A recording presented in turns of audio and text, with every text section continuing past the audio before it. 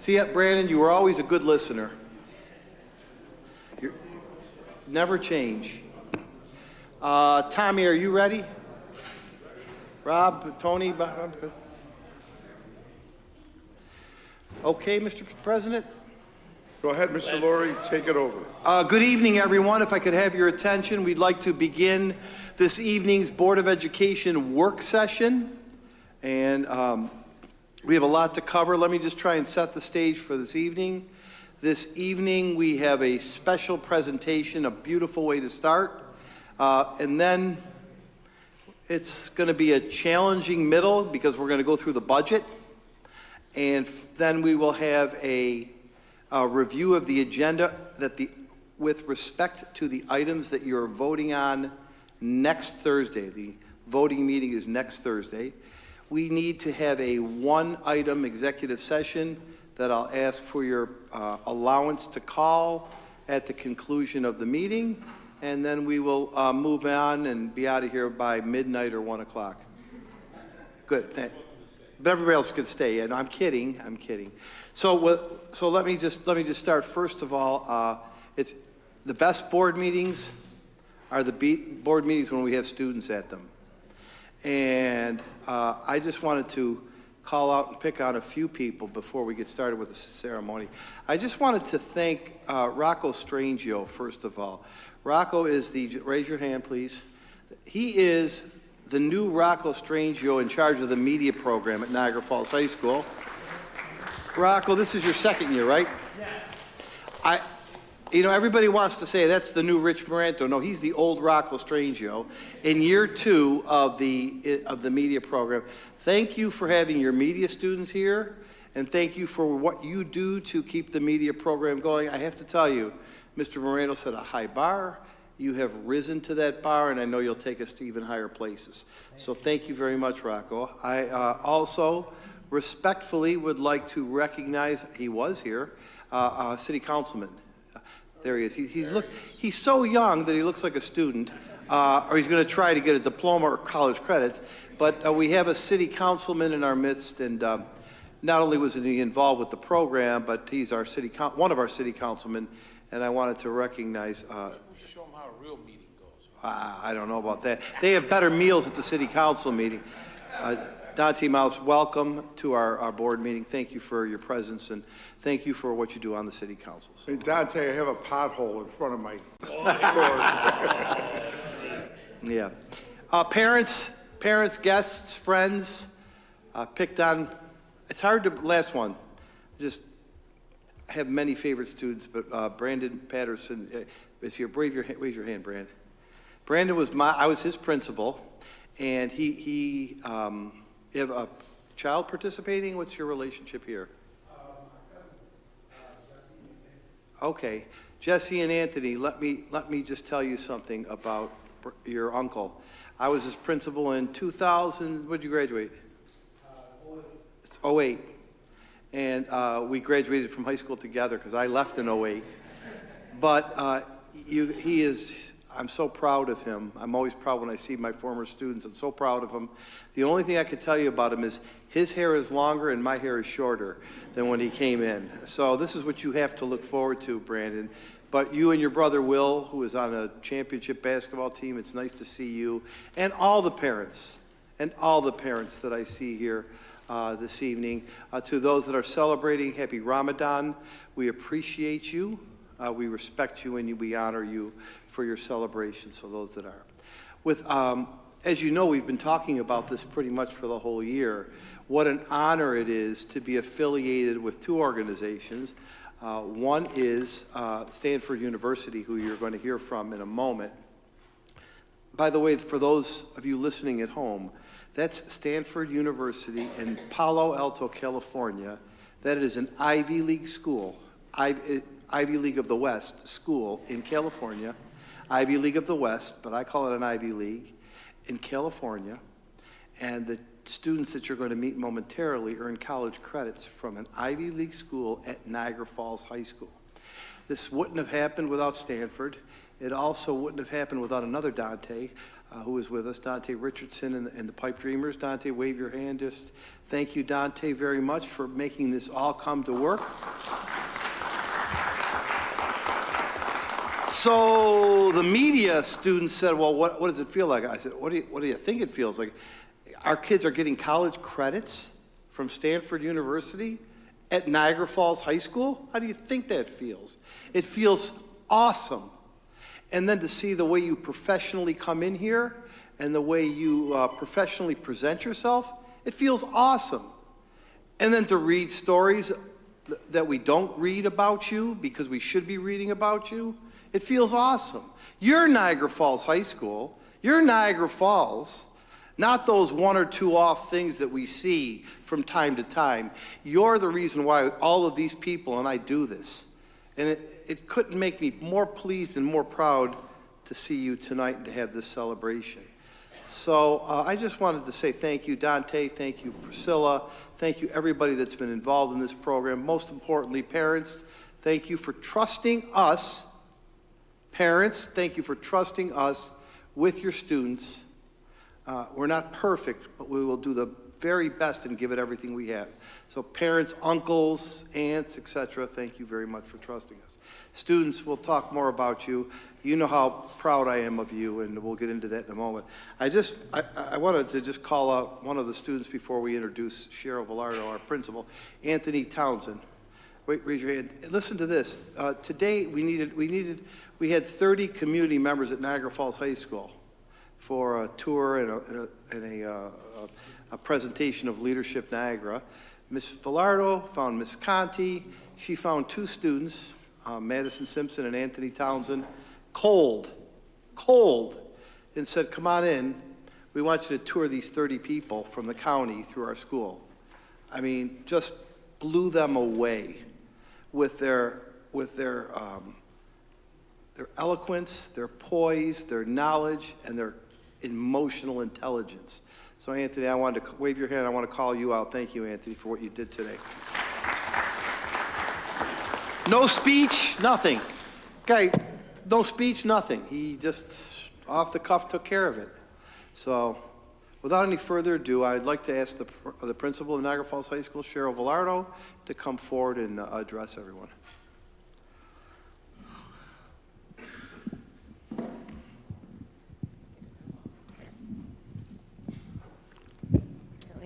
Need to eat my Wheaties. Thank you, Mr. Laurie and the board, for having us here tonight. I am Cheryl Villardo, the principal at Niagara Falls High School, proud principal of Niagara Falls High School. And as Mr. Laurie said, last summer we get an email from the Dantes, Dante Richardson and Dante Miles, along with Jody, with this idea and this connection to Stanford University for free college class credits for our students. Mind you, we picked courses in February and March at Niagara Falls High School, so we were way past that point. But we knew it was going to be worth it, and here we are tonight, and it was. So we sprung into action. We filmed a video, a promotional video. We had kids call the school who said they were interested. We had them sign themselves up, and we got a good turnout. We figured out a way to do it after school. We hired Mrs. DePalma. Thank you for coming on board, Mrs. DePalma. We found the transportation. We put all the logistics in place, and then you came and you did it. Huge, again, thank you to Brian Rotella, Mr. Rotella, one of the administrators at the high school, because when we say we did it, he did a lot of it. He did a lot of the hard work to make sure that this was up and running.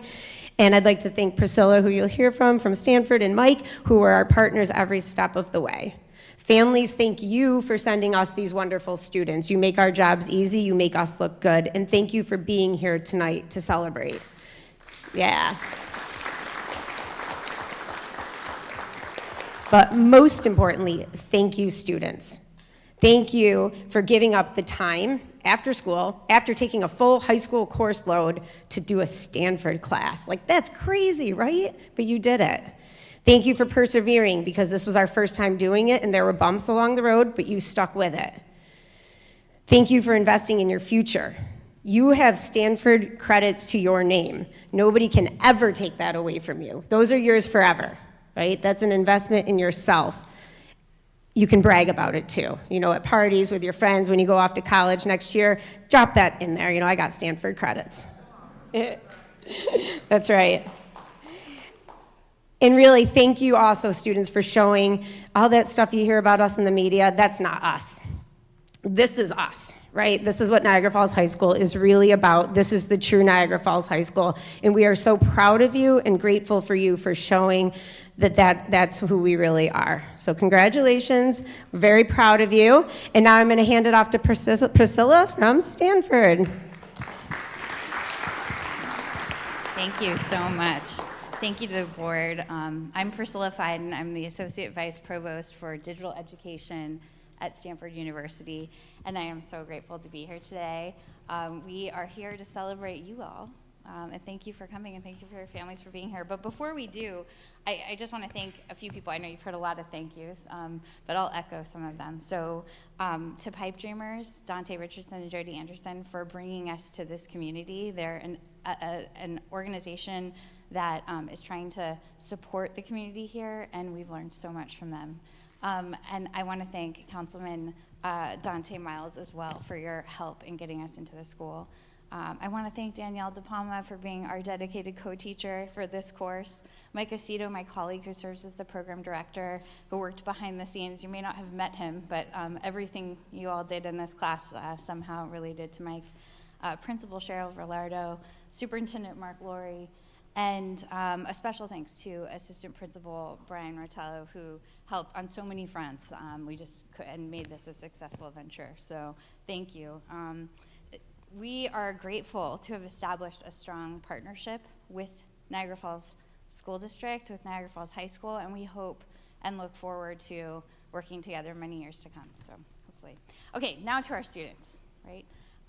My colleague Mike and I have traveled over 3,000 miles to be here tonight because you have achieved something truly remarkable. You have passed the same introduction to computers that hundreds of Stanford undergraduates have taken over the past 3 decades. You've earned 5 Stanford credit units, which is a large number, the largest number offered at Stanford per course. And this is a testament to your intellectual capabilities. And it's a clear demonstration of your ability to face a scary, unfamiliar challenge and be successful.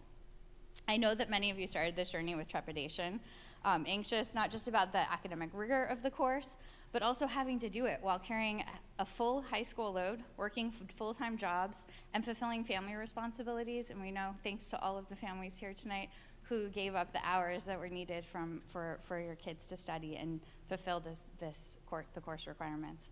As many have noted already, you've taken this class after school, and you stayed later than other students. You gave up extracurricular activities, you gave up sports, and some of you gave up jobs to do this course. No one on earth would have faulted you for saying, I can't do this. This mountain's too high to climb. But you didn't. You persevered. So you are to be commended for this. So as you move forward, let this be an achievement for you, and let you build on your future successes with this. You've demonstrated that you have what it takes to thrive in college. And whether you go into the field of computer science or some other academic field or a different career avenue altogether, know that you possess the qualities needed to achieve greatness. Stanford would like to present you with an opportunity. My colleague Mike has been partnering with Google. They are going to offer you all for free access to a certificate program called AI Essentials. You will be the first students to go through that program. And at the completion of that, you'll receive a Google certificate if you choose to do it. And that will be a nice complement to your CS course. You can kind of combine these two to signal to university admissions offices, but also to future career employers that you have the drive and the talent needed to do excellent work. So we will send you details about that as soon as we can. Thank you. So in closing, I want to leave you with the words of Apple founder Steve Jobs, who delivered a Stanford commencement speech in 2005 on campus, who said, I'm going to read this fully, your time is limited, so don't waste it living someone else's life. Don't be trapped by dogma, which is living with the results of other people's thinking. Don't let the noise of others' opinions drown out your inner voice. And most importantly, have the courage to follow your heart and your intuition. They somehow already know what you truly want to become, and everything else is secondary. So as you embark on your future endeavors, let this principle guide you. Congratulations once again on this outstanding achievement. Thank you for letting us be here. And in the words of your superintendent, he said, you're Niagara Falls, and I would say you're also Stanford. So welcome to the community. Thank you. Wow. Okay. Congratulations, everybody. So I want to introduce Danielle and Mike, who are going to present you with some certificates.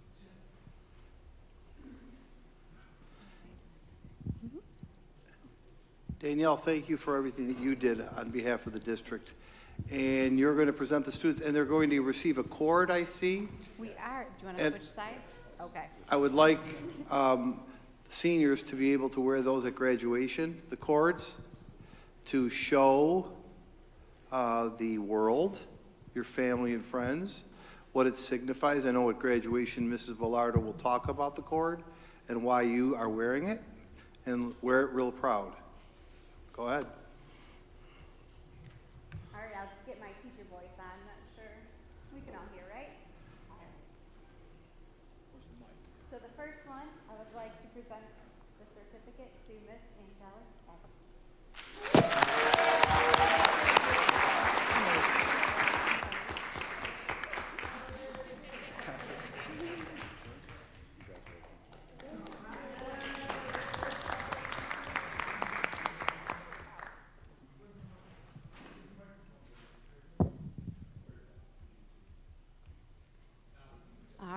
All right, I'll hold the microphone. Your teacher voice in the mic. Miss Emma Beckles.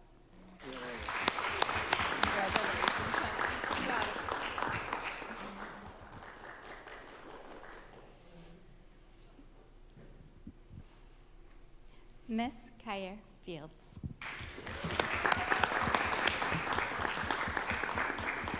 You know.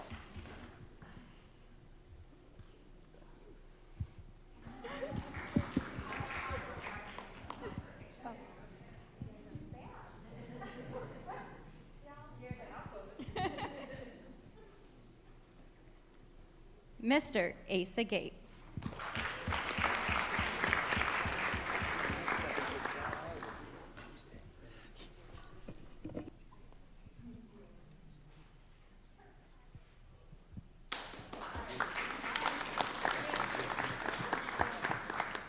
Miss Faiza Hosan.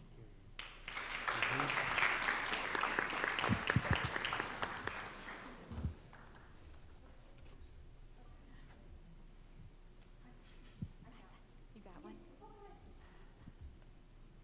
Faiza, you want to come here? Okay. Where is she? You're right there, she's like next to me. Miss Hajira Imran.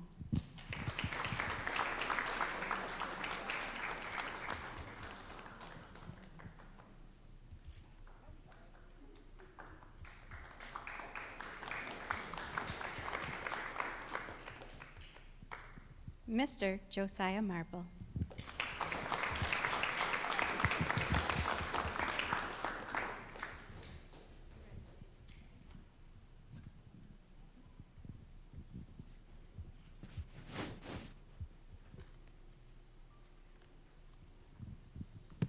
Mr. Jesse Townsend.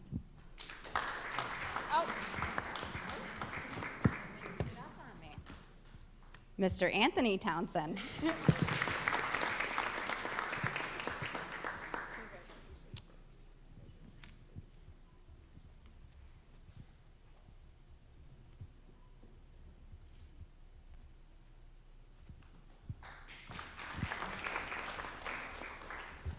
Now, Mr. Jesse Townsend.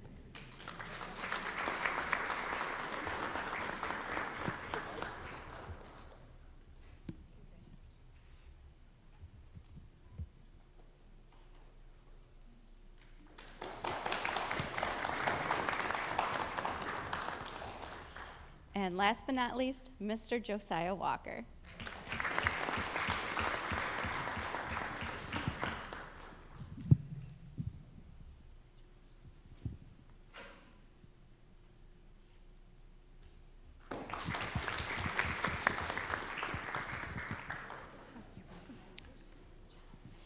I just would like to say what a privilege it was working with such studious students.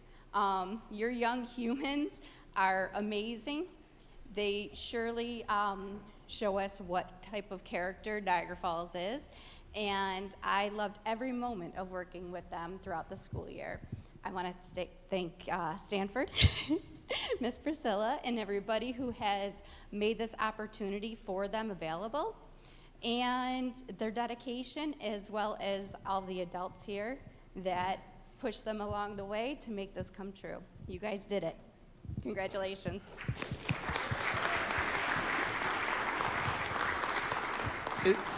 Is there a short video, or is that everything? That was everything. Okay. I wanted to, first of all, thank you, Mr. Palma. I just wanted to say some concluding comments and give you my congratulations. Listen, those of you, yeah, hold that up proudly, young lady. You should. Listen, I can tell you what's not happening in Clarence, Scarsdale, Long Island, anywhere else in this state tonight. I can tell you what's not happening. There aren't young people getting 5 college credits from Stanford University, but they're doing it in Niagara Falls. It tells me, it tells us, you could do anything. Always turn off the noise, because it's going to be there. Turn off the noise. Turn off the noise. Show who you are, show who we are, and walk out of here proudly when you graduate in a few months. But walk out of here proudly tonight to know you accomplished something that no one else has ever done. You are not a pipe dreamer, you're a pathfinder. And you are leading the way to a better future for yourself and the community. So I'm so proud, and it comes at just a perfect time. You did such a perfect thing. It's just, life is so perfect sometimes and beautiful, and I just see that in you. So I want to say congratulations and job well done. Priscilla, and Mike, you flew 3,000, they flew 3,000 miles. I would too for those meatballs, by the way, but they flew 3,000 miles for this, to give you a Stanford cord and a certificate and recognition. And that is not lost on us. That's not lost on us. The scariest thing happened to me, though, when Priscilla walked in. I hadn't met her in person, but one of our young attorneys over there will appreciate this. She said to me, "Oh, Mark, I met your mother." I'm like, "You live 3,000 miles away from here. How did you meet my mother?" "Oh, she went into a coffee shop. She probably tried to pass some rosary beads off to you or something like that." So be careful. Be aware of her. Be aware of her. But I'll tell her. I'm going to tell her about these kids. And I want to say thanks to Stanford. And Dante, thank you for all you're doing. Would you all stand up, the cord recipients, please? Will you stand? Stand right up. It's easy. You got Stanford credits. You can stand up. Can we give them a big round of applause, everybody?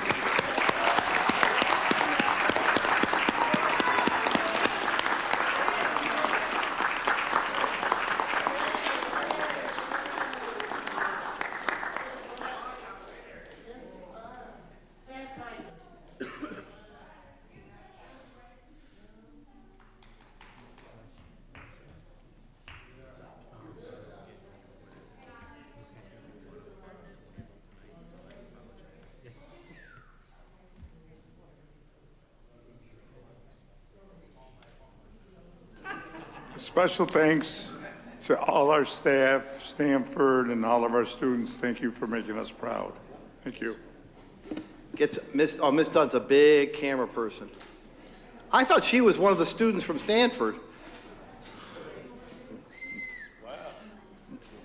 Thank you all for being here. Listen, we have a riveting budget presentation, if you'd like. We'll give him just a second, Mr. Petrozzi. Thank you. Thank you for everything, Danielle. Go ahead. We're just going to give it a second. Thank you. She wants you, Miss Dunn. Thank you, Dante. Be safe, okay? Thanks for coming, everybody. Don't forget to tip the waiters.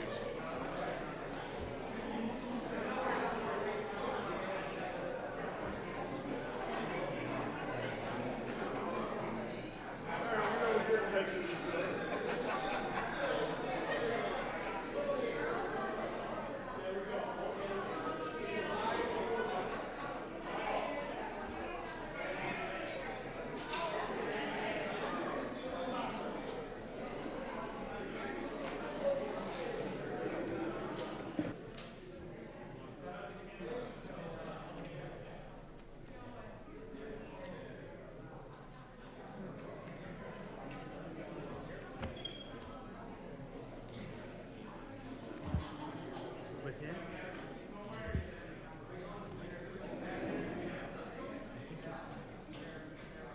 have access.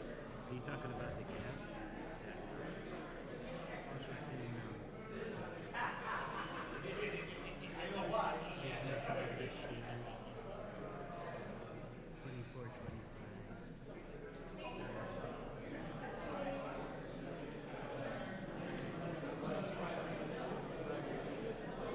You have access to business office share. I don't know. Okay.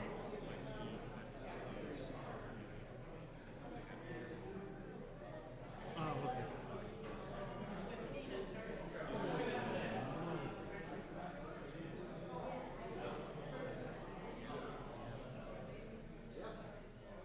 It's scary. It's really scary. I'm not scared about this year. I'm scared about next year. So, sorry to steal your joy. Right. And then what do?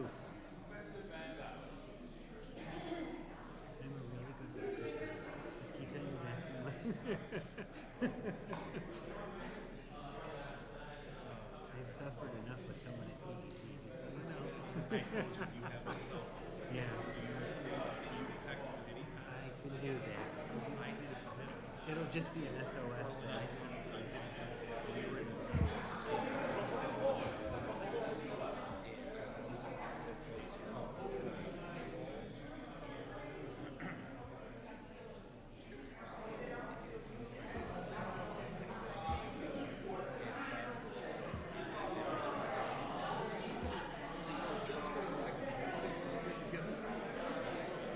And he looked at me and I'm like, I was over at CEC with her.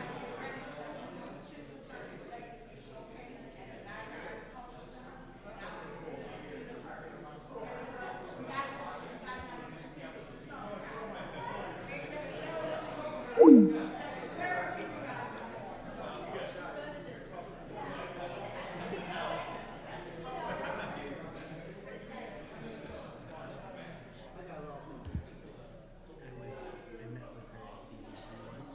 She found me up like her. Like she just can't take it in. No, there's no species right there.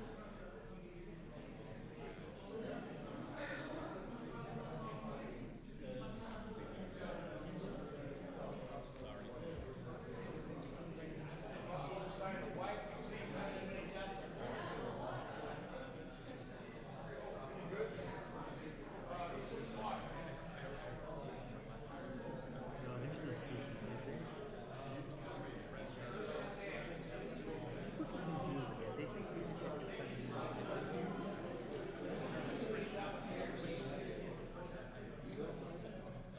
or realists.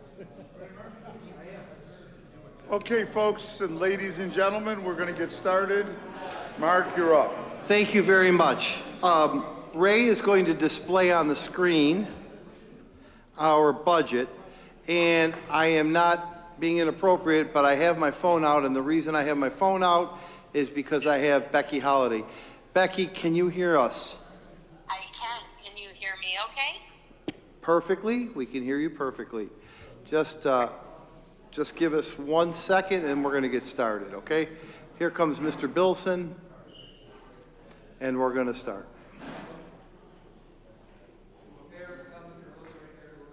Okay, Mrs. Dunn, Mr. Velardo, and Miss, that's it. We're just waiting for Miss Dunn.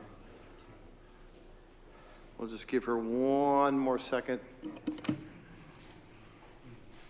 there he is, ladies and gentlemen, From Stanford University. Stanford University. Defensive end, All-American, Earl Bass. number 77. Oh, Penn Earl State. Bass. That's right.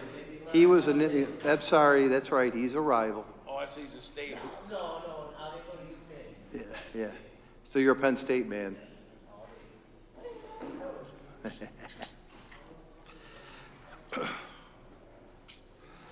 Okay, here we go. Members of the board, here's where we're at with the budget, and there's going to be, if you would allow me permission to go through this, and Becky will chime in, we'll give you the latest and greatest. Anything that is shaded in green is a change from last meeting to this meeting. So Ray, if you could just slide maybe and just show the revenue side without the other side. Is there any way you could slide that over a little? I want to focus on revenues. It's okay if you can't do it. It's okay. Okay. What everyone, I draw everybody's attention to foundation aid. Thank you, Ray. That's what I was looking for.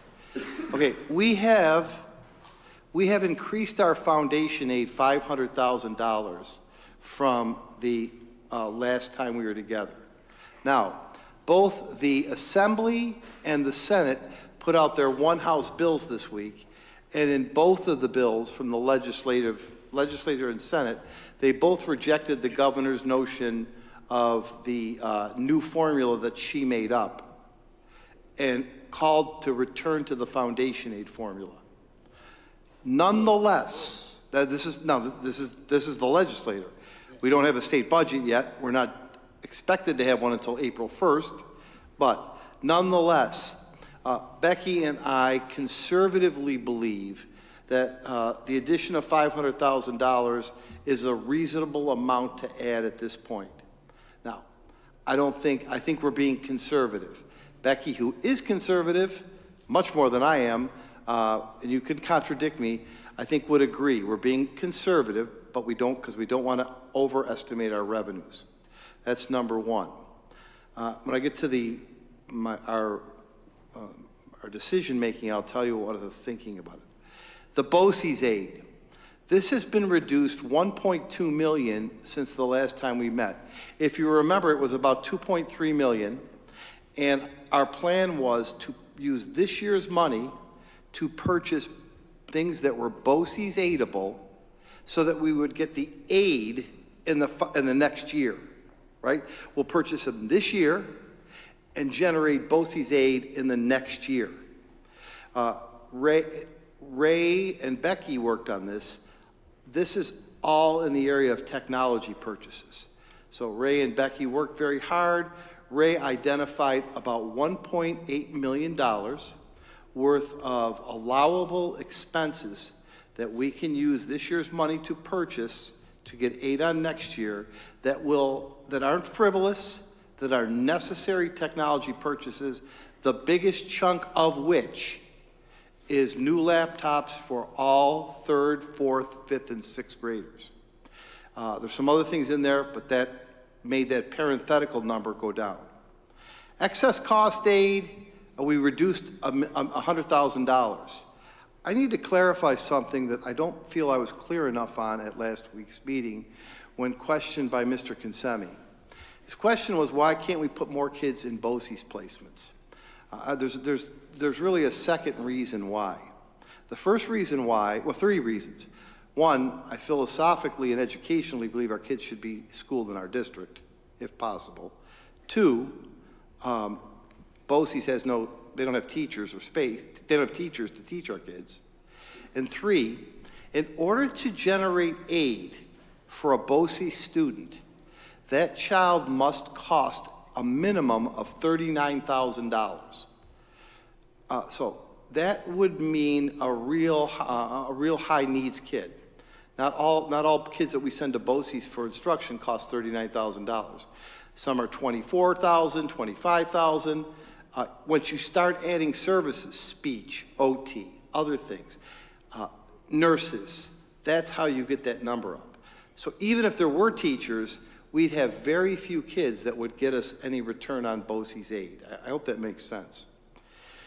So those are 3 changes. Ray, if you'd scroll up to right more, right to the blue. Nothing has changed.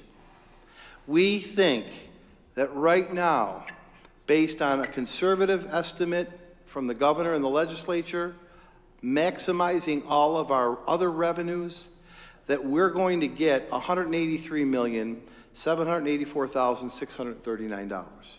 Okay? That's on the revenue side. That's what we think we're going to get. All right? Mark, could I go back to the BOCES aid? You can go anywhere you like. Okay. It's less this week? It's $100,000. No, the BOCES aid is $1.2 million. And what was it last week? 2.3. So I don't understand why it went down. Because we're going to spend more money with BOCES getting the aid back in the following year. And then next year, yeah. The deficit went down. Right. Okay, Yes. the aid went up. Yes. Okay, got it. Yeah, the deficit went down. Our aid ratio increased. Yes. It was a negative number. Yes. Appreciate it. Okay? We good? If we're good, Ray, I'd like you to slide to the expense side. These are the increases. We've been through these. Nothing changed there. Substitutes, hourly, overtime, per diem. We are trending to spend quite a bit more, about $1 million. You also know, and there's a resolution in an executive session, we'll talk about this, we're bringing on a medical director. It's a resolution I'll talk about, and it's the purpose of our executive session meeting. We had to put his salary in there. I estimate, and this may change next week, but I estimate that we may be able to, through attrition, this is not any current worker losing his or her job, through attrition, because one of the charges you gave us was to look at any vacated jobs and see if we can afford not to fill it. So no one is hitting the street. This is an estimate. This number may not hold for next week, but at the time we did this, because we did some more staffing work today, it was a negative $420,000. Yeah, we move down. Here we go. My favorite, one of my favorite parts. Out-of-district students, the price for out-of-district students, mainly special needs students, goes up every year. And of course, the rates for charter schools goes up every year. So in addition to what I think I told you, 4 million or so, it's probably $4,300,000 now. So we had to add that in there. And of course, all of the BOCES services that we buy, we went through it line by line, and that's what the increase is year to year. Now, here's a real one that really kind of kicked me in the teeth. Didn't see it, really underestimated it. We have a beautiful New York 44 health insurance plan. It's the district plan for all of our employees that qualify. We had expected a 5% increase, which is usually right on the money or even a little high. The Maria and Alicia and Becky sat in on this. They released the rates, and the rates this year are 9.5% on health insurance.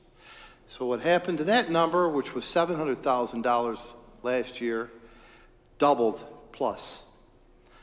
The health insurance rate for all active employees across all units is being raised by 9.5%. I'm sorry I didn't see it coming. Mr. Petrozzi was in a meeting with us. We've been through a lot of this. To give Russ his due, and you do deserve this, you've been talking insurance. You've been talking low rate increases for a long time, saying that this should have been more graduated, more gradual. And what happened was, they hit us at the worst possible time. They hit us at the worst possible time with such a high rate increase. But there's nothing we can do about it right now. We're not leaving the plan. It's a good plan. It's a solid insurance. It's negotiated. But man, 9.5%. Haven't seen numbers like that in years. Yep, no. The only other thing that I added, because I believe you feel that this is an important program and that we will get tremendous benefits. There will be some startup costs to bring Say Yes here next year. You know what Say Yes is. I think in the long run, this is going to pay awesome dividends for our kids in our city. That number is a little high. I think it's a little high, but I wanted to put that in the budget. So if you scroll up a little bit more, Ray, this is, as of today, 6/18 on March 14th, 2024. The 198.12 is what we believe we need to run the district next year. What does that mean? No loss of programs, no reductions of any person that is working. There are some possible places to get attrition that don't affect programs, etc. But we need 190,812,000. What is the tough news?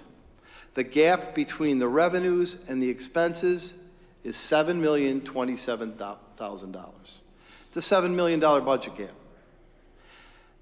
That's the revenues, that's the expenses, that's the gap, and we're getting down to crunch time. Now, unless there's any questions, I'm going to move to one more slide. Ray, would you slide over or up to how to close the $7 million gap? Becky, is there anything I missed? No, you're doing a great job with this, and it's all correct. Why, thank you. I try to be at least 90% correct all the time. You're spot on. So, let me start off by saying this. What I am proposing in this budget is an unsustainable solution. It's an unsustainable solution. What I mean by that is we might be able to get away with this for a year, maybe another, I don't know.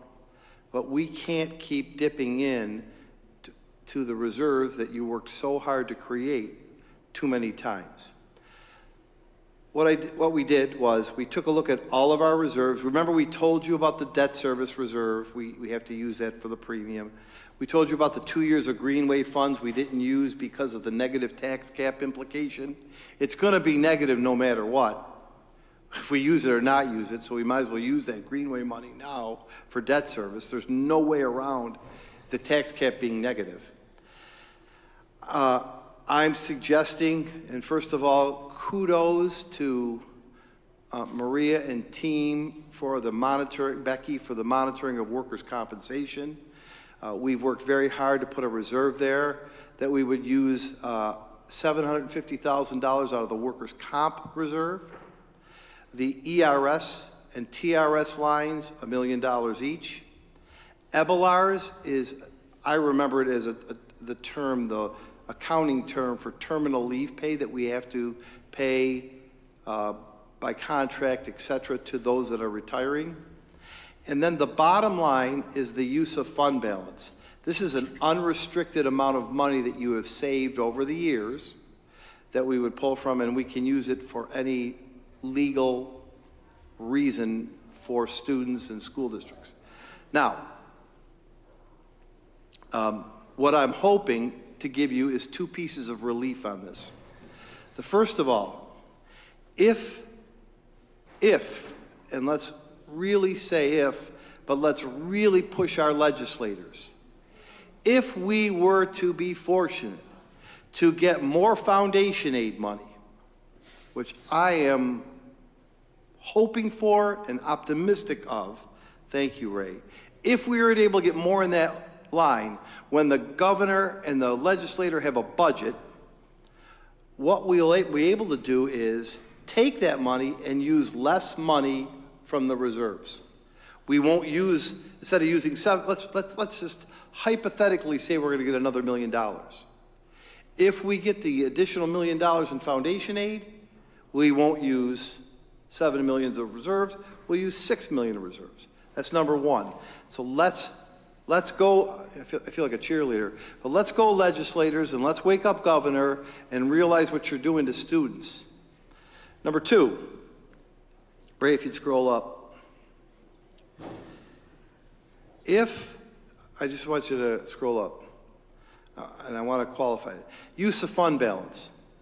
By law, and we follow it as opposed to some other places, you can only maintain 4% in the unrestricted fund balance. Now, each year, Drescher and Malecki has come to you on October 25th, 22nd, 19th, and given you a budget update and said, clean audit, we're going to have a clean audit. And you've got $7 million carried over from this year to next, the carryover. What we'll do is we will immediately replace that carryover money into this reserve fund balance. It is March 14th, and Drescher and Malecki will be here October 22nd. That's 6 months in my quick head. I have to tell you two things about that statement, three things. Number one, we will have fund balance. Number two, it will in no way be close to the $6 or $7 million. And number three, if I were to venture a guess, and I know I'd ask you not to hold me to this, it would be very close to the amount that I'm asking you to use in the fund balance, the $1.6 million. So the days of having $7 million come back are over. But I'm hopeful and optimistic that we will at least be able to replace that use of fund balance. So what I am proposing today, and this is a proposal, and I'll tell you how I would really like to alter the timeline legally a little bit, is I don't believe, for many reasons, which we don't need to go into, that our students need anything less. I continue to think our students need more. I acknowledge the fact that this solution that I'm giving you today is unsustainable, because even if we use $4 million, eventually that's going to run out. But I don't feel that with the needs that our kids have and the structure that we have to support kids in the classroom and beyond, we could afford to lose any positions at this time. I just don't feel like we could do that. So hence reserves in my mind are for rainy days. And I think we're in the middle of a thunderstorm. I don't recall it raining this hard. If you would just scroll up, Ray. There you go. Two things. Stop right there. Thank you, Ray. A huge caveat. We have 17 remaining child victims cases. 17. I'm not going to get into that. It's not appropriate.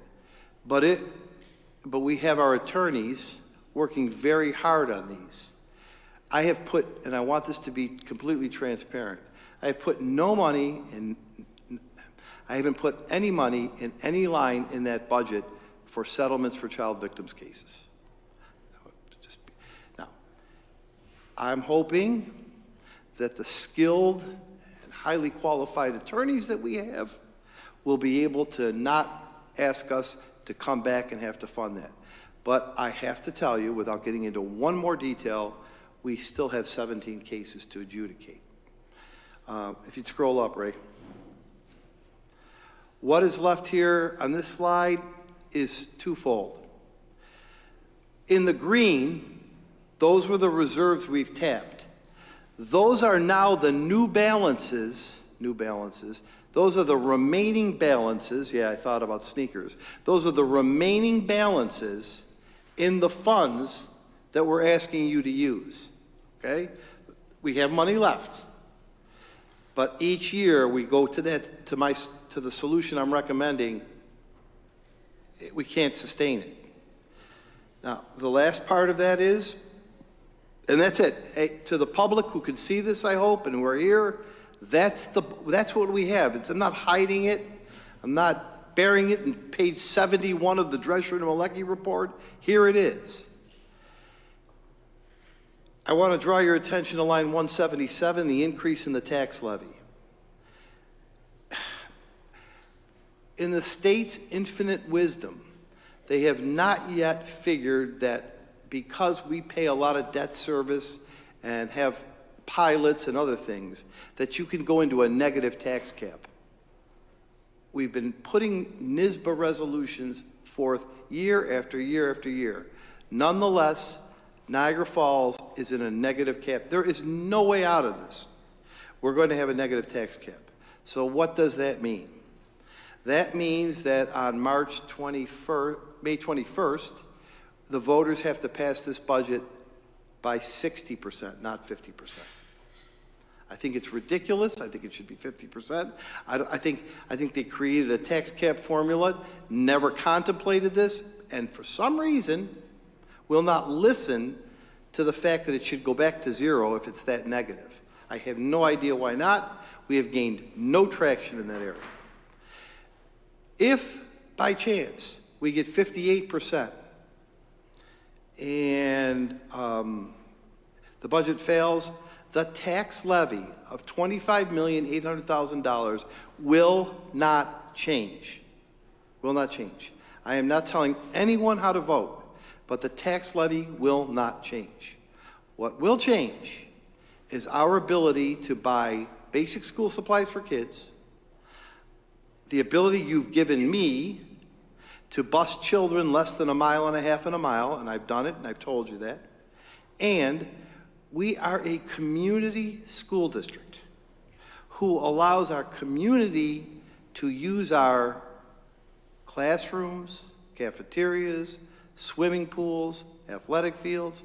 If it fails, the user would have to pay the rate up front, and then it would have to use it. That's not my decision. That's how the law reads. Let me just check. Ray, would you scroll up to the number again? On the bottom line number. Over a little bit. Over just a little bit. So, in the resolution, in the voting booth, the number as of today is $190,812,049. That's all the public has to vote on. All of the other stuff is internal work that we can do. We can't spend $1 or 1 cent more than that number if that's what we agree on. Just a couple of more things and then I'll stop. We have to make a final decision on April 11th because on April 12th, the property tax report card has to be disseminated, and that's the last day we can put everything together. I think it's midnight, April 11th. I had considered, and I have a resolution on your packet for recommending this to you next week with a vote and then you adopting it on the 11th. I'd like, if you have no problem with this, I'd like to ask you to give us more time. Why? Becky, you can correct me if I'm wrong. It would be legal to approve it and adopt it on the same night. But every day, every minute, it gives us time to work on this, to refine it, and maybe something strange will happen, like we'll have the state budget on time. That's sarcasm. That's sarcasm. I'm really not too hopeful of that, but I don't know. Who knows? That way we'll know what our numbers are. Becky, before I ask the board members for questions, where did I err? What did I not say? What do you think? You did not err at all. And I agree with the request to make the recommendation on the 11th because I do think that we're going to hear something from the state in that time period. And that would help us, fine-tune the revenue portion of the budget and also the appropriations. Again, this is a fluid document. We get new and better information all the time. So although I'm quite confident of all the numbers that are appearing on this budget at this time. Thanks, Beck. Questions from board members?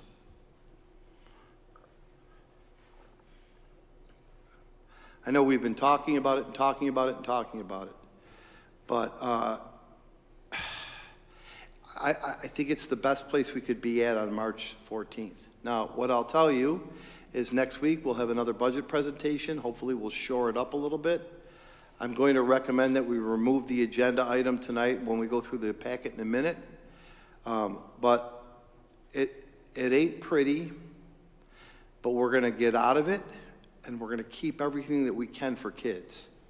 We have to keep everything that we can do for kids.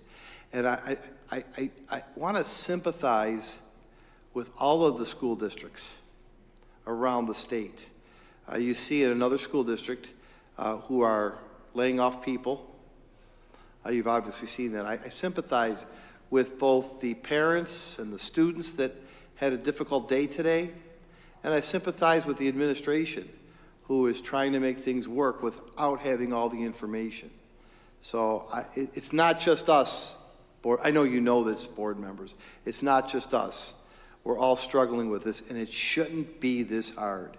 It should not be this hard. So, unless there's any questions? Rebecca, phenomenal job as usual. You always do a phenomenal Thank you. job. I appreciate your work on this. Thank you. That could be, I know some people would like to see me move on, so maybe I can become a school business official, and work on the budget, Thanks, Beck. Everything I know. Thank you. Goodbye. Bye. Thank you, board members. Ray, if you would put up the agenda, please. First of all, for next week, show them next week's agenda. Again, here's next week's agenda. It's a voting meeting. Thank you, Ray. Rick and Kathy Sullivan, I really want you to see this. Rick and Kathy Sullivan are going to show you something. It's an Ames Web data report from our elementary schools. They're going to show you where our kids started the year and where they grew to midway through the year. That's what this means. They're going to show you where our elementary kids, let me say. Our elementary kids, how low does it go, K, Rick? They're going to show you where our K kids were, kindergarten kids were, at the beginning of the year by school, and then they're going to show you where they are now, and then you're going to see where they hope we do on one of the measures we use to judge student growth. There's a purpose I want to show you. It's tied to the budget.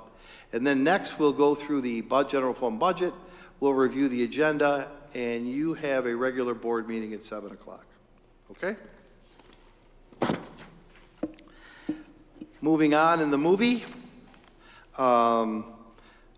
certainly the pledge and a sterling prayer by Ms. Dunn, who's expert at that.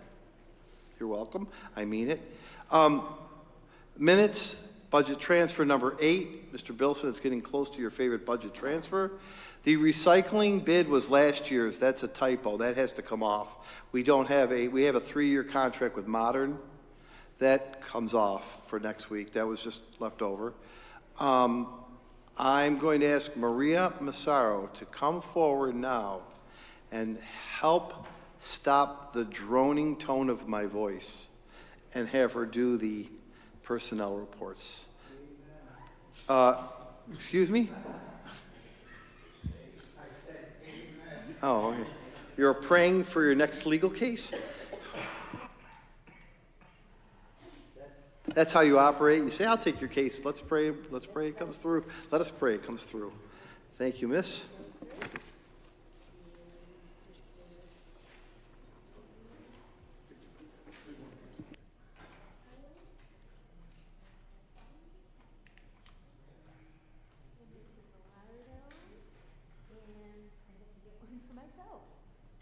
So let's start with the certificated report, shall we?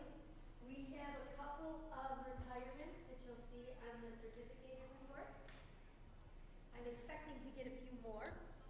Actually, you'll see a retirement and a resignation of a PSA and another PSA. Then you're seeing a little bit of a light gap there We don't have a lot to report to you. There will be some 60-day conversions. You'll see those 60-day conversions probably in your April meeting because they won't be converting until after spring break. The voluntary and the involuntary transfer list will grow as we move through the month of April and May. And then you're seeing us in our per diem and Schedule B because we have not let up on that yet. So that'll take you through the end of the certificated report. I'm not sure if there are any questions on that. I'd be happy to try to answer them. Moving on to the classified report. We have one retirement and one resignation. And then we have two probationary appointments, one for an assistant cook, one for an assistant child care associate, some temporary appointments, and those are in the maintenance department mostly, and in food service. Then we have a couple of involuntary transfer and a few voluntary transfers and some after-school work. Does anybody have any questions about the classified report? Okay, there will be some changes for next week. Not many, but we will have some changes in addition.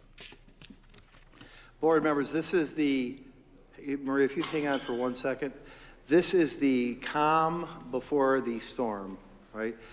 This is where Maria sits back, drinks coffee, plays Candy Crush on her computer. I'm kidding. The work is going to start piling up. What I wanted to do, Maria, is tell the board where we are with staffing for next year. First of all, we got a lot of work to do this year. We believe we are just about completed with the elementary staffing projections for next year. Today, I was satisfied. We worked on special education staffing across the district. I'm pretty satisfied with what we heard there, tweaks here and there. We have some work to do with the high school and prep school.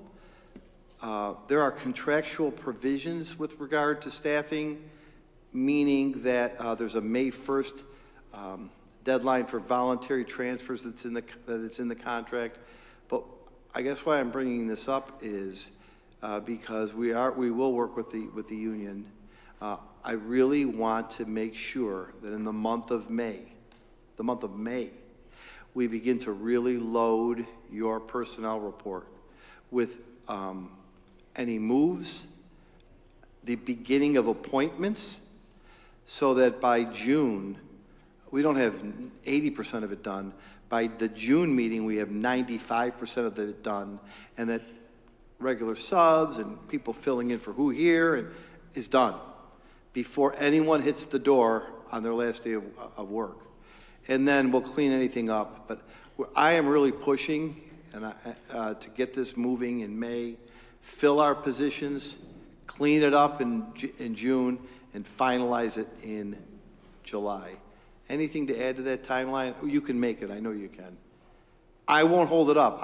Sometimes I'm the cause of it because she'll call me, and I need to get down there. And what Maria will do, I don't want to speak for you because you do it, is she will confer with the building principals on many of those decisions to get their recommendations, because I want to make sure that the building principals have a voice and have a say in the staff that they have for the most part. The last question I have for Maria is that we're going to be putting tenure appointments on here, and I know tenure is not granted till September 1st. What month will the tenure appointments come on here? We're pushing for May, probably June. Okay. Approximately how many people are up for tenure? About 50. 50? No, not 50, 15. Oh, 15? Yeah. But wasn't last year a big year? Last year was a very big year. Okay, so we're looking at between 15, 18 tenure appointments this year, which is... There may be a couple more because there's a couple principals, there's a couple of pupil service assistants, and a couple of TAs too. Okay. So there may be, I'm just talking teachers, but Yeah. there might be. Probably close to 20. Yeah. And you're shooting for June or May or June. Okay. Well, because of the timeline for if we're not going to grant tenure, that's why we try to do it a little bit sooner. Yeah. But I believe that for the most part, everybody who we're recommending to you, you'll be confident enough to recommend to the board. Okay. Anything else on staffing? Thank you very much. If you think of anything, hold it till next meeting. No, I'm kidding. Maria, I'm kidding. I just want to see if anybody was listening. Special ed reports. Blah, blah, blah, blah. Okay, short-term contracts. Thanks, Ray. The first two I want to speak to. The first one was this one had already occurred at Gaskill. They had an outstanding Black History celebration on the 29th with this presenter. I'm sorry that it's coming to you late. And the second one is a payment that we completely missed last year. We've been using Open Buffalo to come in to work with our kids at the high school, and we completely missed this one last year. And they asked for their payment. I thought we had paid it, but I completely missed putting this on there. Open Buffalo works on diversity, equity, conversations with students. They're doing it this year, but we missed a payment last year. So we can't pay them until you approve it. It's my error. I apologize, but Mrs. Volardo has certified that this did occur. Activities 3, 4, 5, 6, 7, 8, 9, 10, 11. I don't want to rush you. And 12. And 12. All of those activities are for the week of the young child.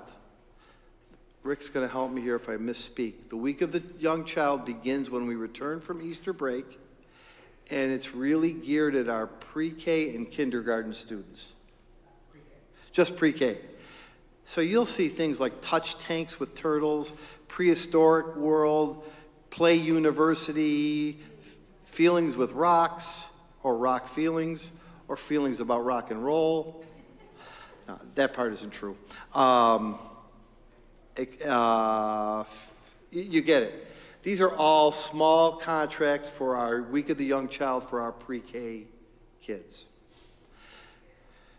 Number 12 is a celebration that occurred also late. This was at Bond School. They had a Black History celebration. The Zuzu Acrobats, I know they were fantastic. That already occurred. And number 13 is Inner City Bedlam. Inner City Bedlam has been in our district in a couple of schools. They're phenomenal. They're going to be our performers at the Dr. Martin Luther King celebration on April 16th. So that's what that is. I apologize for those that we missed, but the work did take place. Moving ahead. The first four resolutions I want to speak to you about are about the change in calendar, and I also have one that's not on here. April 11th, I'm going to recommend that we approve and adopt the budget and the property tax report card one time April 11th. That is the latest day you can possibly do it, but it gives us the most time. If we do that, that was a work session. We have to make it a special meeting with a vote at 7 o'clock. So that's why that's on here. April 25th is a Thursday. We had the meeting on the 23rd. I see no reason to have a meeting on a Tuesday. Thursdays are our regular meeting dates. It was listed as the 23rd, I think for a BOCES reason. I'd like to stick with Thursday meetings unless that's a hardship for somebody. Okay, so those are two meeting date changes. I'm going to stop there, Mr. Petrosi. Our next meeting is May the 9th, Thursday, May the 9th. That is also the Chamber of Commerce dinner. And I know you had indicated, and I want to bring it out if it's okay. Last year, I know the board went to the Chamber of Commerce dinner. It was nice. That's the next meeting. It's the 9th. Did you want to keep it on the 9th? Do we want to change it? Because I know you put that out there. It's entirely up to everyone. If anyone's thinking of attending, fine. If not, we'll leave it on the 9th. It's your pleasure. Gentlemen? Do we have a tiny bit to think about it, or do we have? Yes, Mr. Bass. Yes, we would. That would be my suggestion. Excuse me, Mr. Petrosi. Sure. To Mr. Bass, we have to move it to Wednesday. That is the public hearing on the budget. You know how we have to have a public hearing? So we can't mess with the timeline too much. So Judy has to post it, so we have to post it. if we have people that want to attend, fine. If not, we could leave it. It's your choice. Mr. Bass said fine on Wednesday. I don't want to. Wednesday's fine? I'm sorry, Earl?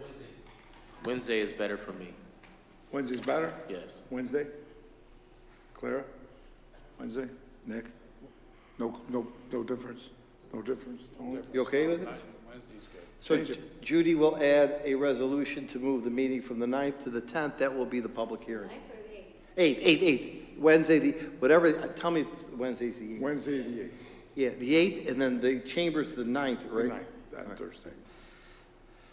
I'm asking for a personal consideration, if we could move the next meeting to the following week on a Thursday, May 16th. It was scheduled for the 22nd. I have an extreme family commitment that day, and it's the following Thursday. Would that be acceptable? Well, I'm asking you to have that, yeah, you're right, Nick, but asking you to do the meeting that day, but still hold your 8 o'clock meeting at the regular time. Yes, the following Wednesday. Listen. Following Wednesday after the election. Yes. I'm not going to, look, I can't get out of what I have to go to. It's a family commitment that I have to be at. And So I'm we'll going to take, have the meeting on the 16th. and then on the 22nd at 8 o'clock, We just have the. you have an 8 o'clock meeting. Accept the election and Yeah, that'll be it. That's it. Okay. That's That's fine. it. You need Fine with me. 5 people. I would consider it a personal favor. I'm going to take 2 vacation days.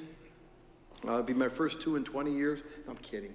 But I am going to take, I do need to do something with my family at that time. And then the last one is June 20th. This one I think we should move. It was supposed to be Thursday, June 27th, but we'd have to make a choice. Either go to graduation or have a meeting. Graduation this year is on a Thursday. It's Thursday, 27th. The calendar is really weird at the end of the year. Week before's better for me. Yeah, so the board meeting would move a week earlier, and graduation's the following. Now, if it rains, we've got Friday, we've got Saturday, we don't have some worries. So graduation, that's why I'm asking for the June 20th meeting. Any problem? Yes, sir, 6 o'clock. Judith, how did we do? Very satisfied with your answers, Mr. Laurie. Thanks. I'm going to ask to pull 605 off and move it to the 11th, if it's okay to give more time on the budget. Mr. President, you have any problem with that? Any board members?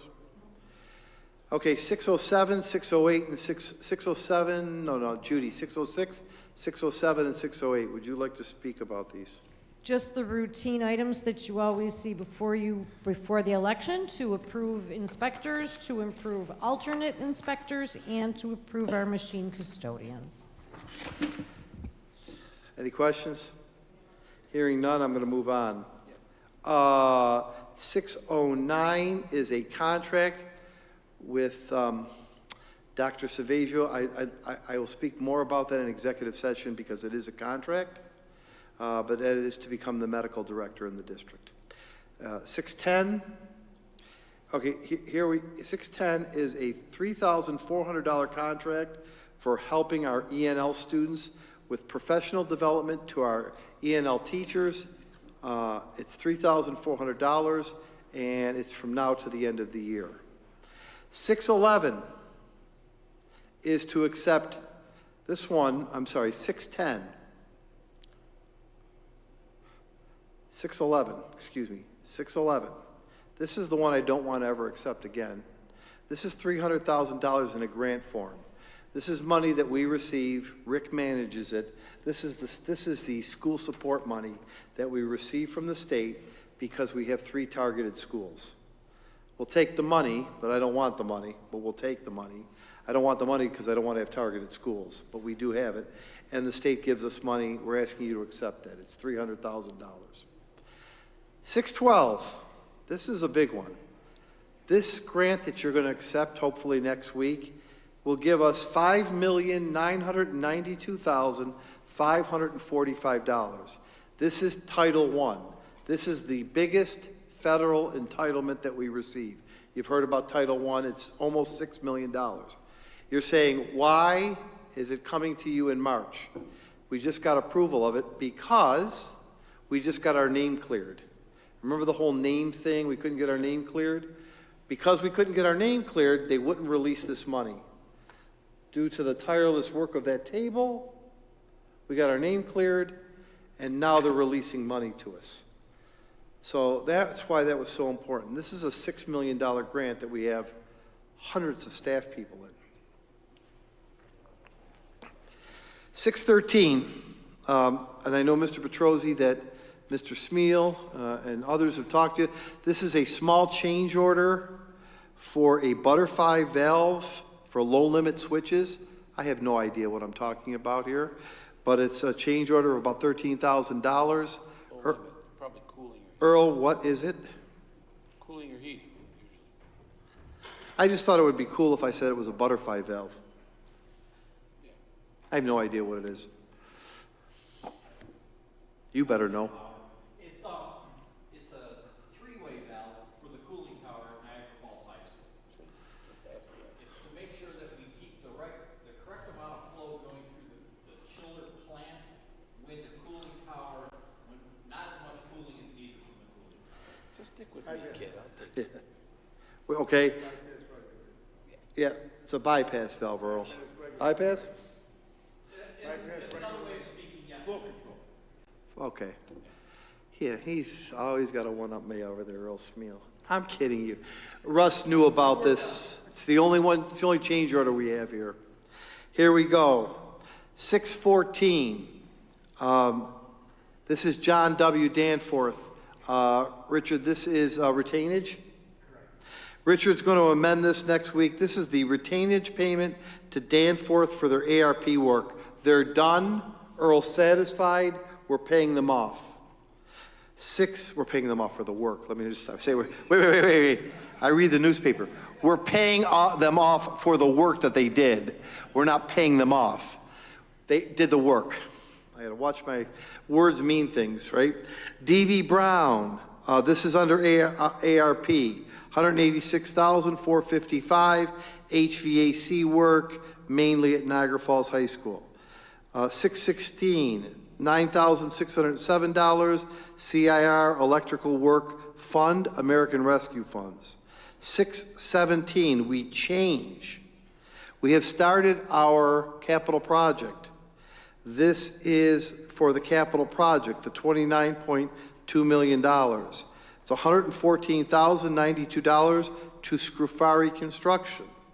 The next one is for plumbing, $6,365 to MKS. 619 is Fry Electric. Capital projects, $167,865. 620 is Stark Technology. This is under Ray and Earl's watch, $182,604.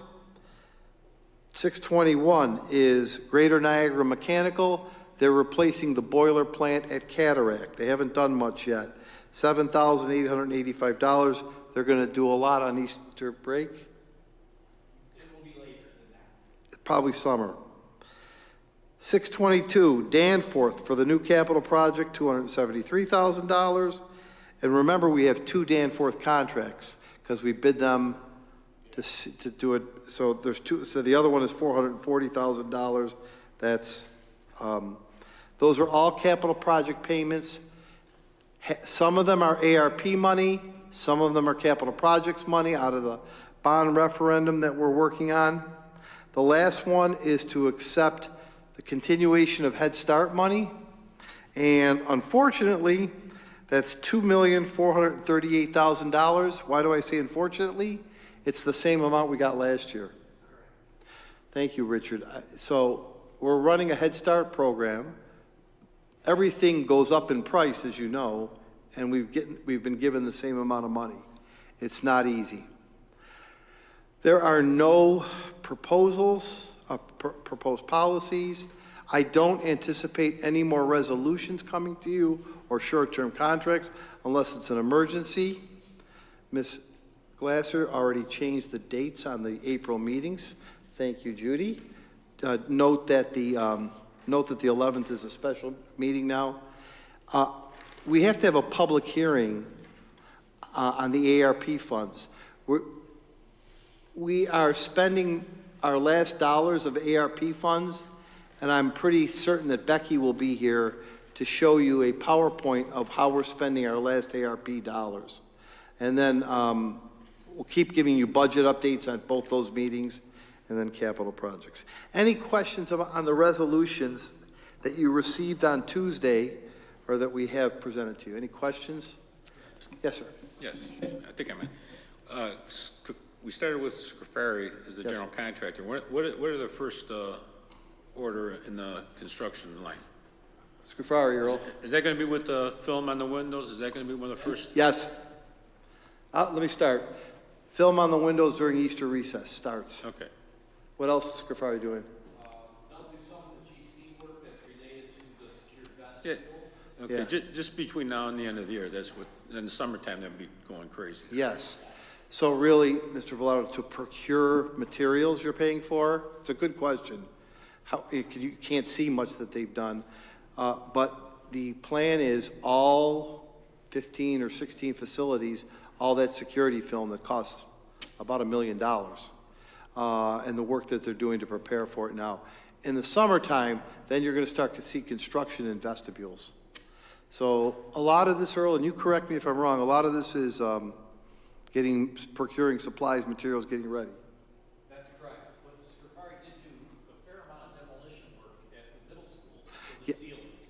The ceilings are down at the two middle schools I for the air remember that from conditioning. last week, but Yeah. there's no delay in any of the materials being delivered? The only bad news that you've got, I mean, with the film, because that's going to be one of the first things that protect it, okay. No, not there. Give her the bad news. okay, we heard from Fry Electric, our electrical contractor, that the switchgear necessary to increase the service entrance at the self-propelled gas station could be as many as 50 to 55 units out. That report came to us 2 weeks ago. I heard the same thing when I met with National Grid, the construction team this week, about National Grid's portion of the work for transformers and such for those two facilities. Unfortunately, heavy electrical equipment across the board is a long lead item. So what practicality, what does that mean, so we don't give anybody false hope? I can tell you, the air conditioning will not be turned on at Gaskell and LaSalle this fall. Like, say we have a hot stretch this fall, we're gonna have to suffer through it again. It won't be until next spring. Yeah, that's completely honest, and it ain't gonna happen. It's just not gonna happen. I don't want to spread false hope. However, while we're on the topic, Earl, in another life you used to turn letters on a TV show. Today we received something pretty nice I want to show you. Earl, didn't you work on a TV show on Channel 7 turning letters? Earl, we're going to display these at Bleneva Bond, too. Well, he was on Good Morning America, wasn't he? First in New York State to have a public greenhouse connected to a school for teaching. That's what it will look like. So it looks pretty cool, I think. What is it? How many square feet is it, Earl? Do you know how many? It's about 1,400. So that's Yeah, 1,450 or something like that. 1,500, yeah. Richard, you're paying attention at the meetings. Heads in the, yeah, see, getting confident too. Now, if you spoke louder, you're almost there. But man, I'm impressed, Richard. You got the name fixed, and now this. You're in line for, you're in line for a good pat on the back someday. He's a Miami fan, take it easy on him. Yeah, but I think it's pretty cool. So just so you know, you can see, you know how the playground is right where we're sitting, the 5 people holding hands are out there. Oh, I want to point something out too. Thank you for this, Earl, and you can help me with this. What thing that we have to do for the viewing public is, one of them, to put this greenhouse in this summer, we must move the flagpole. Earl? That's correct. So the flagpole would land right now, somewhere right in this vicinity.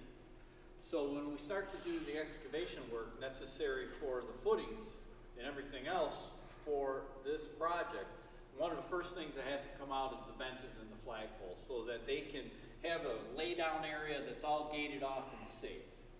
So we are not going to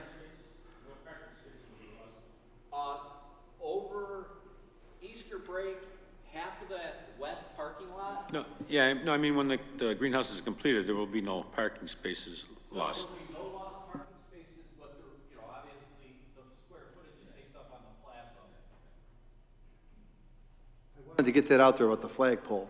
Earl is going to attempt to find a temporary, appropriate flagpole location so that we have a flag displayed. But there will be, if he's not able to do it with dignity and respect, there will be a small delay in putting that flagpole back up. But he is going to give us his best effort to locate a secured, appropriate, dignified flagpole area. Nice job turning the photos. You did really good with the paint by numbers, too. You got all the blues in the right places, the reds. Good job. It was the work of our architect. Yeah, Bill from CPL made those for us. So, members of the board, if you don't have any other questions, I do have quite a few updates, and with your permission, I'd like to go through them right now. I think I'll start by addressing the negative first, because there's so many positive things here, and I want to publicly apologize to the 2 teachers at Niagara Falls High School that were injured in two terrible fights last week. I truly am sorry, but not just to those 2 teachers, but I do sincerely appreciate what they did, appreciate their protection of children, protection of students, and how they rise to the occasion. I want to apologize to them for the injuries they suffered, but also other teachers have been injured, not necessarily always at Niagara Falls High School, but it is not what you sign up for when you become a teacher. And it's really rather appalling that that's what it's come to. But I do want to mention a few things. Number one, it's safety over everything. It's safety over everything. And I am not discounting our mission for academic achievement, but it's safety over everything. I'm not saying that the graduation rate and the suspension rate don't matter, but it's safety over everything. So I am sorry and saddened by the acts of a very few students who cannot control their emotions and have, by their actions, chosen to have 2 very serious consequences. One, we encourage anybody that's involved, especially if they're hurt, to immediately file a police report. I cannot do that. Mrs. Villardo can't do that. The individual can choose to. We encourage individuals to do that. That's their right and that's their choice. Secondly, when you choose to put your hands on somebody else, you have then chosen to get a free public education in a place that I'm going to choose. I'm going to choose it. To me, that is a forfeiture of your right to receive an education in a public high school that has all of these opportunities and all of these great amenities. It has mostly probably your friends. I will choose where that location and how that will be delivered. So that is not a threat. That is just a plain statement of fact. We will not accept nor tolerate that. We are too often, however, recognized for the poor actions, bad decisions, and choices of the few at the expense of the many, and it becomes the headline when Stanford should be the headline. I'm also going to say this to parents. We will choose safety over everything. And I'm asking parents in any grade or school to have a conversation with your child, because it starts in the home, we know, and we take that responsibility. But we are not going to take that responsibility and have people injured or hurt. We have so many outlets for kids. So many outlets for kids. If you have a problem, there's a place to go. If you have a problem, there's a person to see. If you have a problem, there's an alternative to putting your hands on kids, each other. So it is unfortunate. I'm sorry. Take it responsibility. I wish it didn't happen, but it does happen. We will not subjugate safety for anything. Suspension rate, graduation rate, whatever rate. Parents, I am asking for your support. And it's time to sometimes look at yourself and say that consequences are maybe what need to happen. And I'm gonna fight that and ask, and I know I've always received the board's support on that. Please, please, please, hear us clearly and loudly. It's really kind of opportune that next week is our last week before a real long break because of the eclipse. It's a real long break. And I think that's an opportune time. And I know the high school's begun to do this, and all schools are.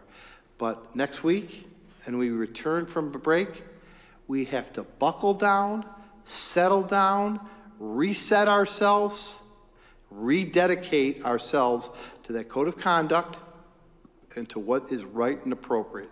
That doesn't mean I broke my pencil, I'm being suspended. Do not mistake that for a cavalier, you have to be perfect. We're here to help you. You need help? Seek help. You put your hands on somebody, I'll make a decision for you. You've violated and given up that right to be in school. We can't have it. We cannot have it. You, the board, have put so many resources into the schools. Social workers, counselors, staff, attendance teams, safety officers, police officers. There are people who will help you. People who will help you. Go to a person who will help you. Gosh, and I know it's sometimes hard. It's very hard to be a young person, very hard. But there are people to help you, and by touching somebody, hitting somebody, putting your hands on somebody, it's never going to be the right way to do it. Never. And we will be resetting and adjusting accordingly. And all I would say is that you've made the choice easy for me. Please don't put yourself in that position. Don't put yourself in that position. And I've asked the high school administrators and all the administrators to reinforce that. That's not to create a police state or an unhealthy climate. That's not, you know what I mean. But I wanted to publicly apologize and wish them a speedy recovery. Know that that's not the job that you got into. That's not what you're skilled at. We thank you for going above and beyond, but we have to make sure kids are responsible for their actions, and we will. Thanks. That's that. So the rest of it. Stanford was here. That was one. There are 44 other college classes that kids get credit for. That was a 5 college credit. 44 other classes that you get credit for, and most of them you don't pay a cent. Pretty impressive. Congratulations to Ed Ventry's daughter, Allie Ventry. She finished 16th out of 66 kids in the women's bowling championships at the state. 16th in the entire state of bowlers. And I know there's like maybe a lot of bowlers, I think. I don't know. She's in 10th grade. She's in 10th grade, and she finished in 16th. She averaged, Tony Pareto averaged 200 over 4 games when he was in high school. Total of 200. Tony Pareto did not waste his time with bowling. Oh! Since you can't hit the quarterback, it's Oh. not a real sport. Hey, congratulations, Miss Allie Ventry, for being a state champion. Congratulations to Carson Robbins, Jayla Scott, Isaiah Swanson, and Julie Conti, who was here. They were honored last Sunday at the Police Athletic League for the PAL Awards. Great kids. Carson Robbins, his mom and dad. Jayla is a wonderful young lady, just a wonderful young lady. And I don't know Isaiah, but I hear he's a great kid, and we know all that Mrs. Conti does. Tomorrow morning, 8 o'clock, anybody's interested, be at Niagara Falls High School. We will be meeting the Niagara Falls High School Wolverine basketball team as they board the bus to go to Glens Falls and return Sunday with a state championship. So we are going to be there. You're all welcome. We will be led out by police, fire, horns, sirens. The band is coming in. The kids will be there, everybody. We're going to be outside. We'll line the walkway, have the kids make a walkthrough to get to the bus. First of all, and I want to be careful I don't forget anybody, congratulations, Coach Carlos Bradbury, coaches Mike Esposito, San Quinn Starks, Modi Cox, Mr. Wright, is it Roman Wright? Roman Wright, Wilson, Rasheen Wilson, I always call him Wilson, I can't think of his real first name. Hey, congratulations, coaches. Going back to the States is really gratifying.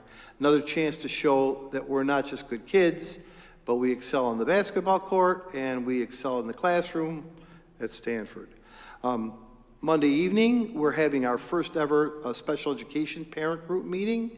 It is a get-together and an organizational meeting only. It's right here in the second floor. We hope we have a good turnout. We're just starting this, have great hopes for it. April 8th, there is no school. It is the eclipse day. We're all going to Mr. Paretto's house to watch the eclipse. I want to thank the Niagara Falls Public Library and the Friends of the Library for 7,500 pairs of glasses, free of charge, that they've given out. These are for board members. I brought you some glasses, but super excited. And I want to thank the library and the public library for that donation. I went to Abbott yesterday. I saw Mr. Villardo there. What a great science fair and expo. The coolest part of it, there's a lot of cool parts of it, but I love the fourth graders. I think I saw Maple Avenue programming their cars and picking things at fourth grade, which leads us to the fact that 4 of our students qualified for the Worlds in Dallas. We're going to send them. 4 kids going to Dallas from LaSalle Prep. May 1st, 2nd, and 3rd, we'll have them come. Last night I went to LaSalle Prep also. Our P-Tech, and Rick really headed this up with Bhavna Chowdhury. Rick tells me that P-Tech, and I left after to go back to Abbott, but P-Tech, you know, at P-Tech, both of our programs, we had a great turnout of parents and kids. We have another P-Tech orientation at Gaskill next Wednesday. We think the attendance would have even been better if that elementary science fair wasn't going on. P-Tech alive and well here in the district. Today, I didn't get to Gaskill, but they presented their capstone projects. LaSalle does that again. Please remember our Dr. Martin Luther King Awards on April 16th. Let me just tell you a couple of the names of those that will be receiving them. Couldn't think of better names than Saladin Allah. How about Samika Sullivan for everything that she's done between North Tonawanda and us? And I'm sure you all know Nazarene Akhtar. Nazarene came to the board. Nazarene gives all those turkeys away. She's a wonderful lady. And of course, the best is Madison Simpson, who is our student Martin Luther King Award. 16th of April at Bond. I told you about the capital projects. I want to thank these 5 people, led by Rick Carella and Kathy Sullivan, and also Mr. Richard. He's kind of the star of the show. Richard is really moving up in the world. Earl, you might want to move back a little bit. But Rick, Kathy, and Richard, along with 10 of our pre-K teachers, went through a pre-K audit. And let me tell you, we shined. We shined. And no financial misgivings at all. And our programmatic work is just needing a few little tweaks, but we shined. So congratulations, Kathy and Rick and Richard on the finance side, and to the teachers. She saw 10 teachers' classes, and they did a stellar job. Last thing for me is thank you, board, for your patience with the budget. Thank you for your support of the process we're using and your patience. Really, really appreciate it. I think we're doing it with thought, even though we have major concerns, dignity, and honor in keeping our programs in place and our people in place. And that work was done by you 3, 4, 5, 6 years ago when you built up those reserves. So thank you very, very much. Mr. President, members of the board, I don't have anything else to report. I would like to request a 1-item executive session that will require no action after. It is to deal with the, a contract for the school medical examiner, which is protected under, I think it's protected under law, if I'm not reading it correctly, and there will be no action taking afterwards, but it's to discuss a contract. Mr. President, that's all I have. Thank you, Mark. Anybody else? Any comments? Motion for executive session, please. Thank you, Clara. Thank you, Tony, on the second. Earl, you're good? Clara? Thank you. Tony? Nick?